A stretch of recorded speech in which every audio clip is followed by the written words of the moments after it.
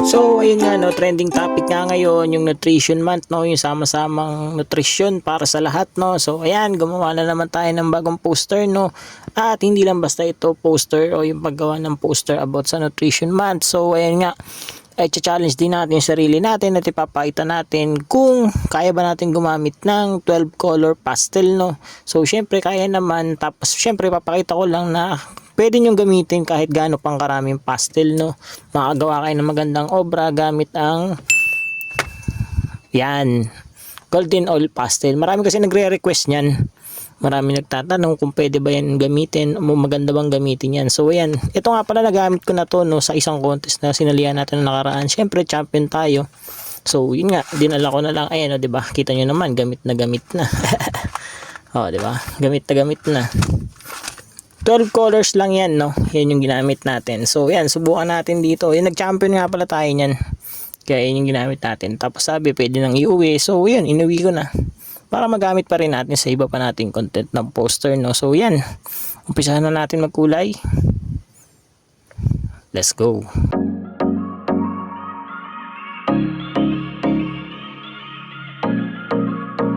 Yo, sa mga naghahanap pala ng mga videos or mga poster example, ayan, visit lang kayo sa ating channel, sa ating YT channel. Yung iba naka-upload sa ating TikTok channel at sa Facebook page, no. So yan, search nyo lang yung pangalan na natin na nandyan. So yun, punta lang kayo dyan. Marami dyan, sobrang dami. Diyan kayo makakuha ng mga idea para kapag once nasasali kayo sa mga contest, gagawa kayo ng mga school projects about poster making, makakuha kayo ng idea. So yun lang, maraming salamat.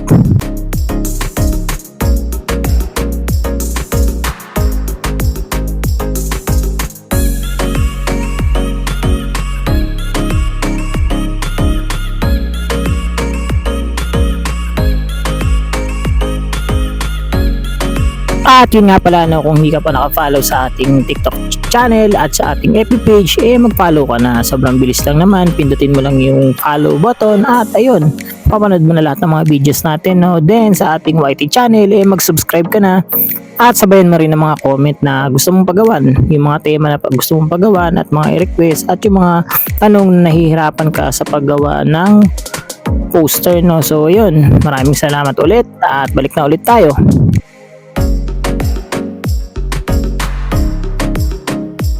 Sa mga nag-PPM din pala ng for commissioning, ayan, syempre gumagawa rin tayo niyan, guys. Syempre, source of income din natin. So, yun, pwede kayong magpagawa ng kahit anong tema, no, kahit anong topic, at kayang-kaya natin gawin yan. Isang malupit na research lang yan, at saka illustration. So, ayun, mabilis lang nating magagawa yan. Saglit lang nating gawin yan, at hindi naman yan tatagal ng halos isang linggo, no. So maybe 1 day to 2 days gagawa natin yan. Syempre pag-iisipan pa natin, no, i-research pa natin yung mga pwede nating ipasok na simbolismo at saka illustrations na pwedeng gamitin, no. So ayun, madali lang yan. Tapos ngayon, kung sa malalayong lugar naman kayo, pwede nating ipa-JNT yan, no, igawa ng paraan para makarating sa inyo yung obra na ating gagawin, no. So ayun, gumagawa rin tayo ng mga animations, comics at saka yung mga portrait, no, pero bihirang-bihira lang naman kasi meron din tayong work at may mga pinagkakabalang bagay. So ayun lang, kung may mga katanungan kayo, mag-leave lang kayo ng ng message dyan sa comment box sa baba. So ayan, babasahin natin yung lahat yan, binabasa ko, guys, binabasa ko lahat yan. At syempre yung iba hindi ko na nare-replyan kasi nga syempre yung iba pa ulit-ulit lang din naman yung tanong. Pero kung syempre bago sa akin, ginagawan din natin ng content at ginagawan din natin ng videos para masagot natin yung katanungan. So ayun lang, maraming salamat at ituloy na natin yung panonood. Actually medyo mahaba-haba rin yung video na to kasi nga syempre sa YT channel natin i-upload, pero yung mga clips natin doon natin ina-upload sa ating TikTok na pati sa ating FB page. So yun, kinakat lang din natin. Tapos ngayon, kung may mga katanungan pa kayo, mag-message lang kayo kahit sa account naman, magre-reply ako, no. Active naman lahat yan, So ayun, hindi ko na tinapos yung poster, no, yung pagkukulay natin, no. So explain na natin bawat parte ng mga objects dito sa poster na ginagawa natin since nutrition month nga, no. So mag-umpisa tayo dito sa upper part, no. Ayan, itong part na to, yan. So yan, diba, alam nyo naman yung symbol yan ng no, yun sa kalusugan, sa health, yun sa mercury, no, sa mga drugstores, ayan, sa mga gamot. So yan, napaka-importante dyan na makita sa loob ng poster kapag about sa nutrition month. Tapos ayan, yung puso, Ayan, yung may heartbeat, 'di ba? Ay may rate, pulse rate, no? So yan, pwede kayong maglagay ng ganyan. Then ayan, yung sa medical, no? Yung Red Cross, yan. Pasok nyo rin yan. Tapos ayan, yung tamang height ng kabataan, no? 'Di ba? 1 feet, 2 feet, ganun. Pwede rin yan. Pwede nyo ipasok yan. Tapos yan, yung symbol ng gear sa paggawa. Ayan. Tapos yung tape measure, syempre, kailangan fitted o yung ano, no, yung saktong katawan lang ng isang kabataan hanggang sa paglaki. Syempre, parang aalagaan niya yung ano niya, no? Yung ah, figura ng katawan niya, no? Then dito sa may lower part, sa may bandang gitna, naglagay tayo ng buton, no? So sumisimbolo siya sa pag ano, no, doon sa paglaki, no? Tapos ayan, may dahon, ayan halaman, 'di ba? Nakikita niyo naman. Tapos syempre, meron tayong tao, ulo ng tao, no? Ayan, tumutukoy sa knowledge ng isang kabataan, no, ng isang tao. Ayan, nakikita niyo naman, may bumbilya sa ulo, 'di ba? So knowledge yung symbol, sinisimbolo niyan, no? Tapos meron din tayong weighing scale, ayan, timbangan, 'di ba? Tapos sa baba naglagay tayo ng mga yan, pahapyaw na ano lang, na simbolismo na nagpapakita ng mga prutas, gulay, ayan, makikita niyo naman. Kahit simple lang, gawin niyo, basta makikita lang yan, basta kasi yun nga yung topic natin is nutrition math. So yan, naglagay lang din ako ng mga maliliit na karakter ng tao, no, yan. Kung syempre pang extra details lang, di ba, hindi niyo na kailangan lagyan ng muka, pero nasa sa inyo yan, gusto niyo lagyan ng muka, go lang.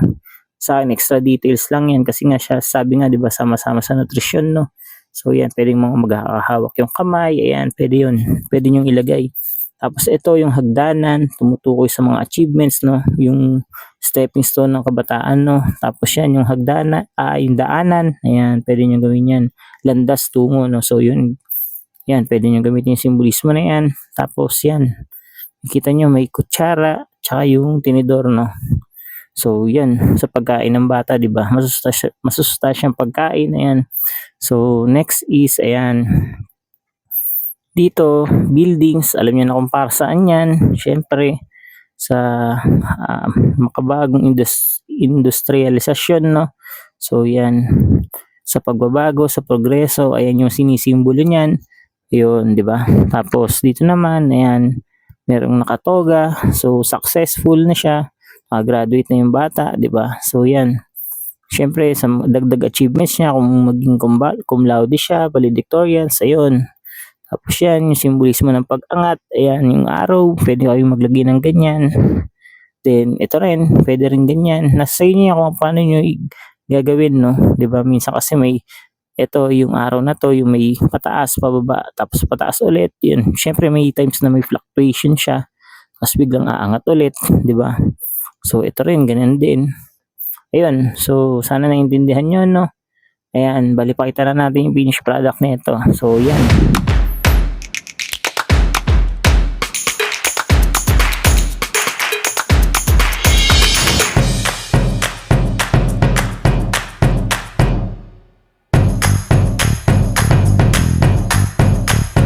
Ayan, nakita nyo na.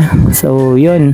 Sa mga naghahanap niyan ng poster na to, ito yung pinaka-finished product natin. At by the way, hindi ko nga pala ito sinesend ng ano, no, through pictures. Bahala kayo kung gusto nyong gayahin o kuhanan ng idea, nasa inyo na yan. Basta ako, pag sa competition at marami kayo nagkapare-parehas, hindi ko nakasalanan, ha.